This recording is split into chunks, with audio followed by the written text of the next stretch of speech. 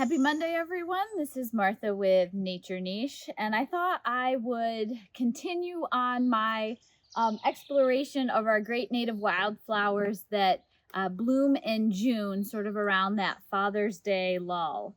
So today I want to talk to you about common yarrow, Achillea millefolium, also known as milfoil, soldier's woundwort, thousand leaf, old man's pepper, bloodwort, and nosebleed plant.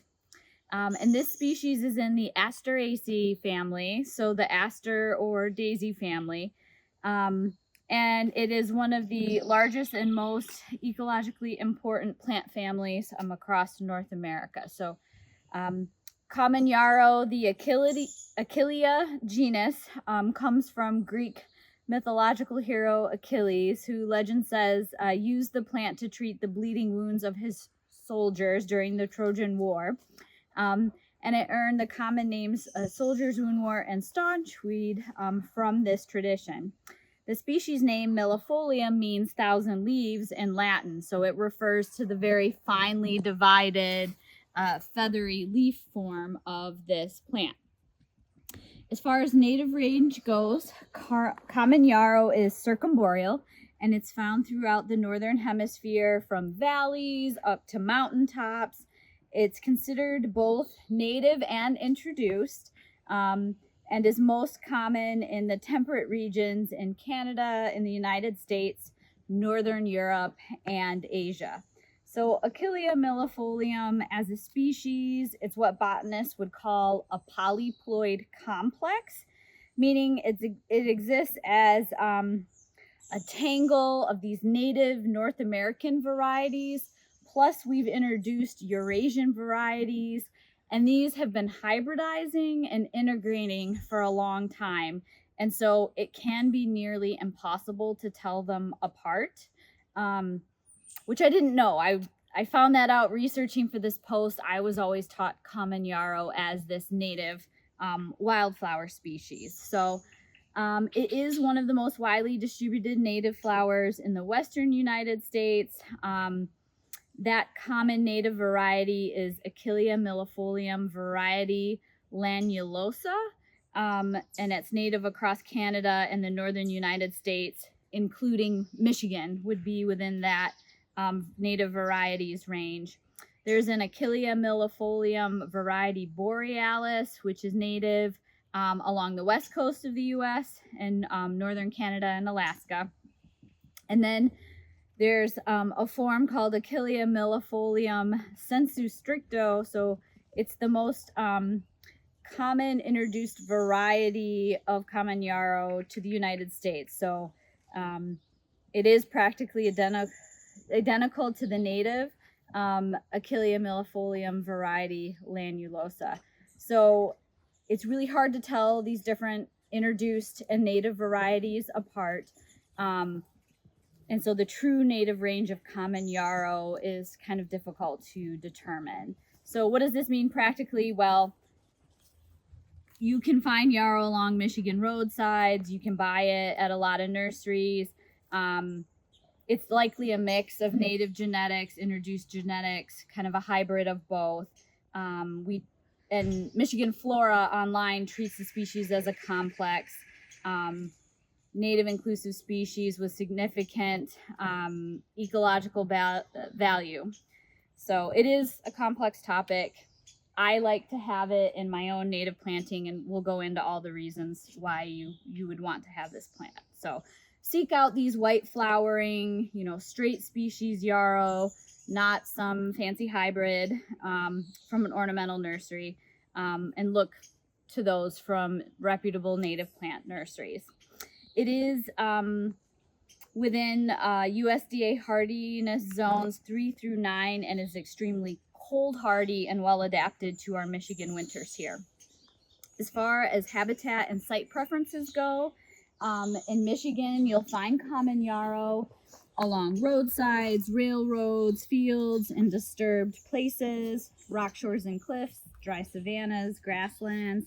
Less often in moist ground sites, sometimes peaty places along shores, riverbanks, and meadows.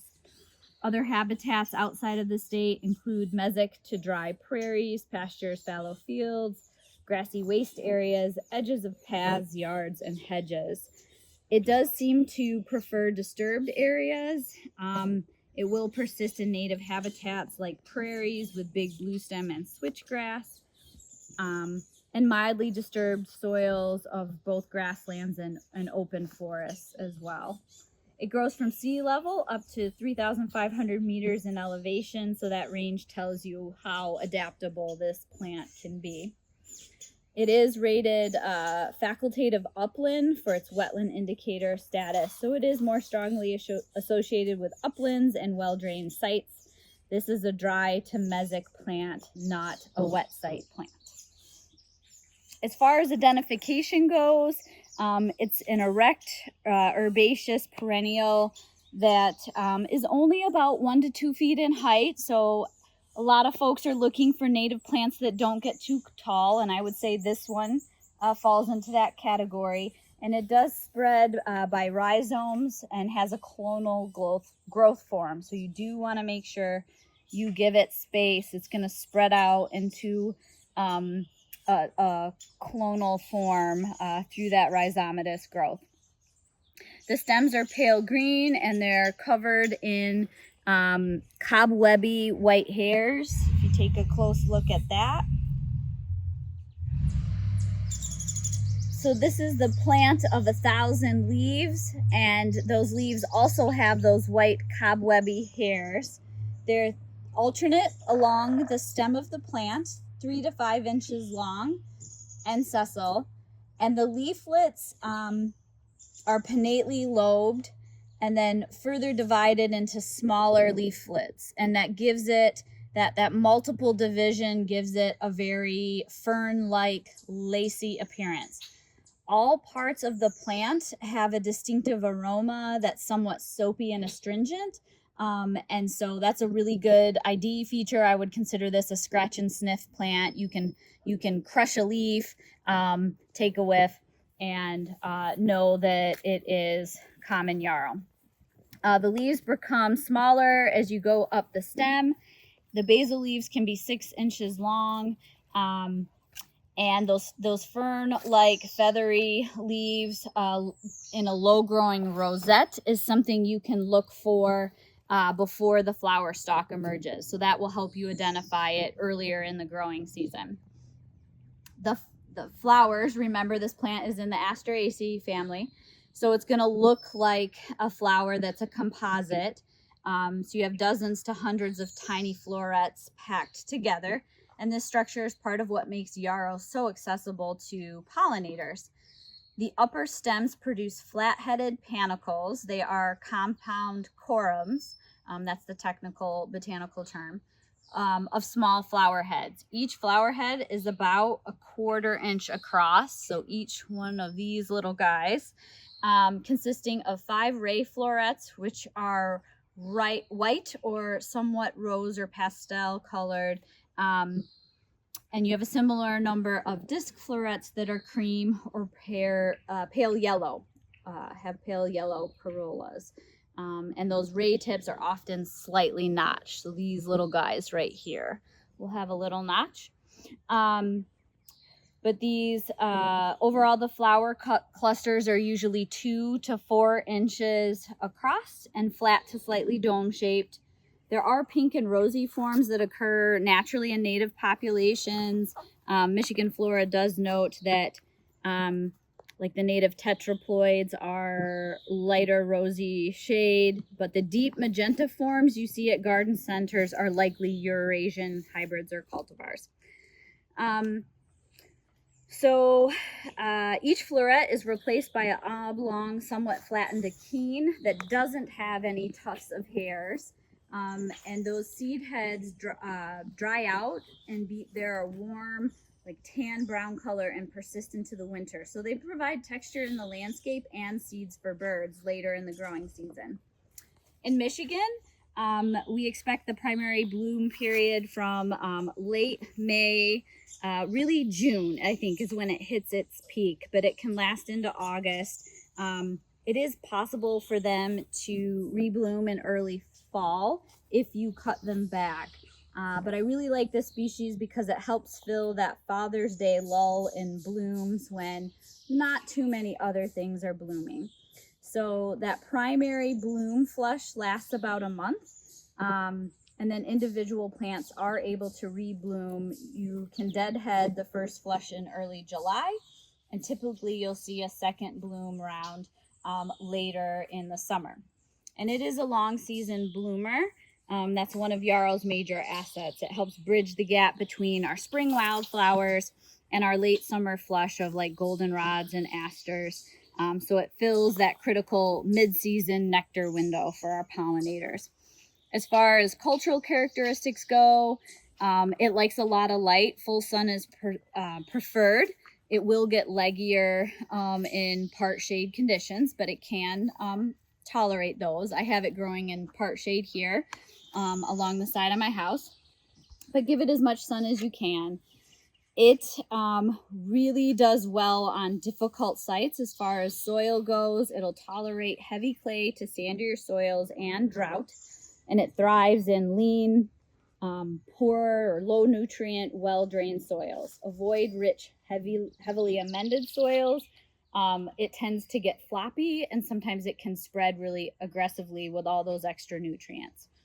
As far as water goes, it's very drought tolerant once it's established.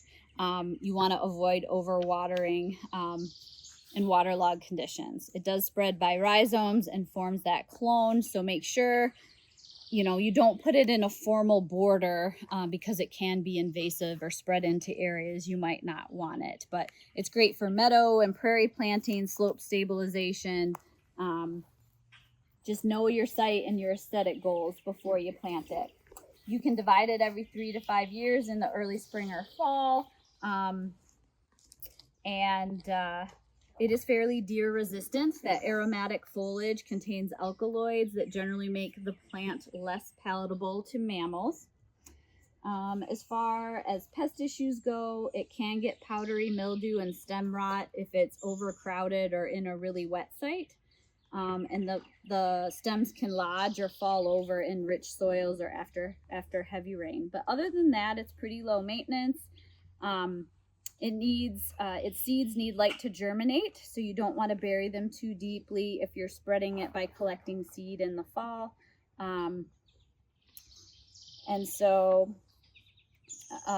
Just a little bit more about cultivars. So you'll see this in garden centers in striking reds, yellows, and deep pinks. And these are cultivated varieties.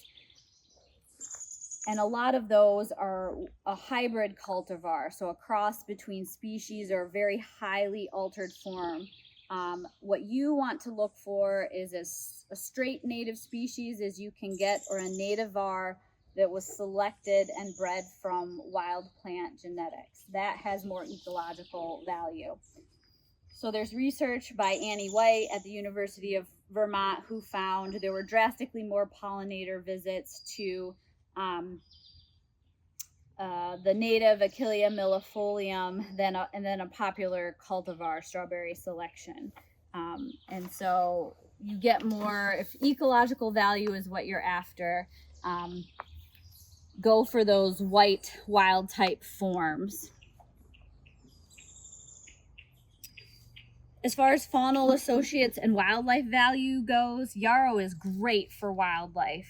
It has a long bloom season, an open flower structure, insect attracting chemistry, make it one of the most ecologically productive perennials you can plant in a Michigan landscape. So Xerces Society recognizes it as a special value to native bees. Those flat top flower clusters with the small open florets are highly accessible to a wide diversity of insects, including short-tongued bees, moths, butterflies, flies, hoverflies, wasps, and beetles that can reach the nectar that's not hidden down deep in more tubular flowers. The nectar and the pollen attract a wide variety of insects: bees, wasps, ants, flies, beetles, butterflies, moths, and true bugs. And even just the sheer diversity of fly visitors is significant. They're often underappreciated pollinators and are and many of them are important natural enemies of garden pests. So coupled with its long flowering season and that open, readily available pollen and nectar resources, that makes the species a backbone of pollinator support in your gardens. As far as moths and caterpillars go, it is the known larval host plant for multiple moth species, including wavy-lined emerald, voluble dart, common pug, blackberry looper, and several noctuid moths. And so those caterpillars feed on the flowers and the foliage. So a patch of yarrow makes for great hunting grounds for foraging birds. It's also a butterfly host and nectar plant. It is the larval host for painted lady butterfly, one of our most widespread butterflies in the world. And it's also known to attract species like American copper and other coppers, hair streaks, and skippers as nectar visitors. For birds, several cavity nesting birds use yarrow to line their nests. Experiments have shown that tree swallows add yarrow to their nests. It helps inhibit the growth of parasites. So it's remarkable and underappreciated ecological relationship between nesting birds and this particular plant. It has natural antimicrobial properties that the birds appear to be exploiting. Some small birds eat the seeds as well, finches, vireos, and waxwings. So you don't want to cut them back. Cut everything back in the fall. Leave the dried flower clusters for the seed-eating birds. Leave the stems in overwintering habitat for beneficial insects, and let the plants do their winter work in your landscape. And then that moth-caterpillar connection really increases bird value as well. All those caterpillars are present for your nesting birds to be able to feed their young. It's also great for natural pest control. It attracts predatory and parasitoid insects to help control naturally your garden pests. As far as where to use it in the landscape, dry to mesic prairie and meadow settings. For slope stabilization, because of that rhizomatous growth, it's good for erosion control. Low maintenance borders in the middle or the back that are dry and sunny.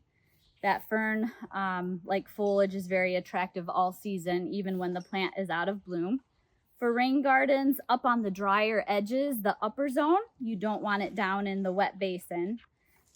You can use it as a ground cover or lawn alternative. I've seen it at my parents' cabin, dry sandy soil up north, or in frequently mown dry clay soils. I've seen this plant hack it out in the Detroit metro airfield between the runways. So it's a tough plant.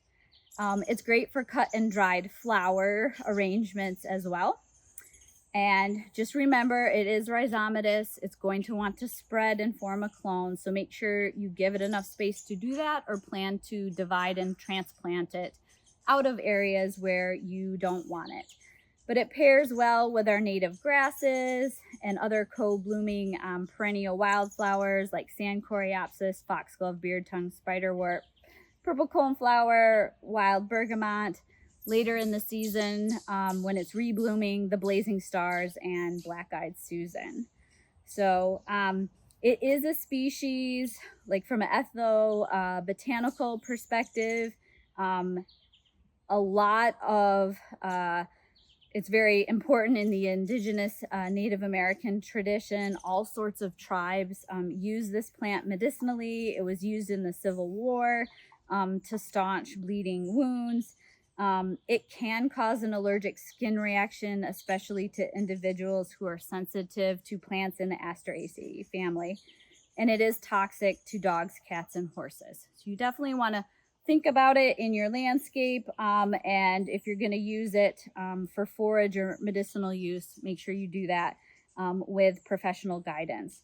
But I just want to reiterate that, yarrow is a plant that asks very little and gives enormously in our landscapes. It'll grow in tough soils and sites, handle drought, resist deer. It'll bloom for months, and it feeds an impressive array of bees, wasp flies, beetles, moths, butterflies, and birds. So I hope you consider preserving it and using it in your own landscapes.